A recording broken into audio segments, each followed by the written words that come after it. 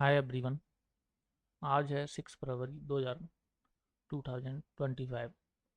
तो अभी हमने बैंक निफ्टी का वेगा कैलकुलेशन लगा रखा है यहाँ पे। 9 बज के 21 मिनट पे वैल्यू -9 थी, प्लस में 8 हुई, फिर प्लस में 24 हुई। तो यहाँ का हमारा 9:21 का एसएल बनता है इधर। ठीक है, सॉरी, 9:21 का एसएल लेके हमारा ट्रेड बना इस कैंडल में, जो तीसरी कैंडल है उसमें। ठीक है, ये इधर इस वाली कैंडल में। ठीक है, ये इतना छोटा सा एसएल है हमारा। और टारगेट हम देख लेते हैं कहाँ तक रखेंगे। कम से कम टारगेट रखेंगे, कम से कम पहले हम फर्स्ट 1:3 इधर, यहाँ पे। ठीक है, तो ये 1:3 हो गया कम से कम।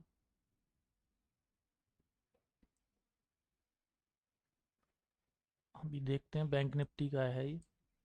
जैसे बेगा में यहाँ पे चेंज आया है, तो मैंने आपको बताया कि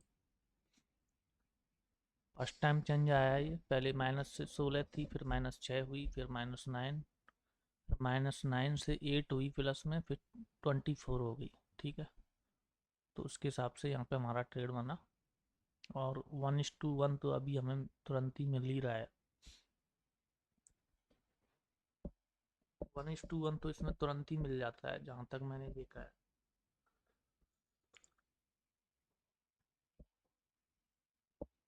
तो अभी देखते हैं इसमें क्या होता है।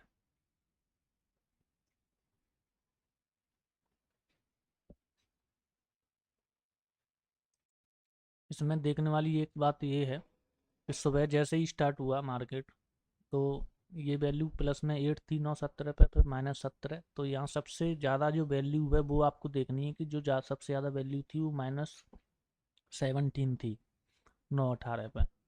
तो -17 को ये वैल्यू क्रॉस करनी चाहिए।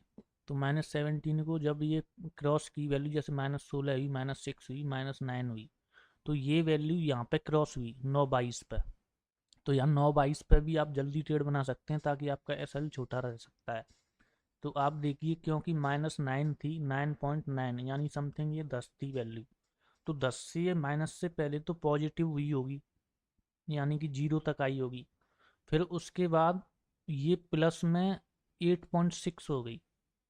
ठीक है, तो इसका मतलब ये है कि ये वैल्यू जो -17 थी, इससे ये आगे निकल गई। जो -17 थी वैल्यू, ये समथिंग 10.85 हो गई यहाँ पे। अगर इसको ऐड करोगे आप, तो आप यहाँ पे छोटा सा, आप इस कैंडल में भी ट्रेड बना के इधर ऐसे ले सकते हो। यानी कि इस कैंडल में आपने ट्रेड बनाया इधर, ठीक है, दूसरी कैंडल में, तो एसएल आपका और छोटा होगा।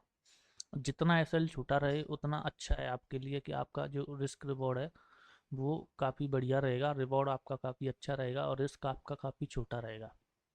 तो समथिंग जो है कि आप तब भी, आप अगर और कंफर्म होना चाहते हो, जैसे कि भाई यहाँ पे इसका लो है, लेकिन इस वाली कैंडल में लो नहीं तोड़ा, तो मैं एक प्राइज एक्शन के हिसाब से ये भी देखना चाहता हूँ कि लो भी तोड़े।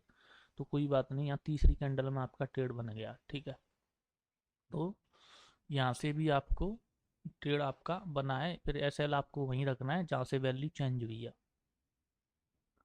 तो ये था। ठीक है, तो अभी बाकी देखते हैं क्या होता है। बाकी मैं शाम को एनालिसिस करूँगा। बाकी ये फर्स्ट टाइम में जो भी ट्रेड बनाए, तो यहाँ पे हम क्या करते हैं कि इसको लंबा होल्ड करने की कोशिश करते हैं, कि जब भी फर्स्ट टाइम जो चेंज आता है उसका भले ही एसएल हो जाए, लेकिन उस ट्रेड को हमें लंबा होल्ड करना है, जाने देना है मार्केट को कहाँ तक जाता है। क्योंकि जब भी फर्स्ट टाइम चेंज आता है, कभी कभी एसएल भी होते हैं, ऐसी बात नहीं है, लेकिन जब भी टारगेट आता है तो काफ़ी बड़ा टारगेट आता है।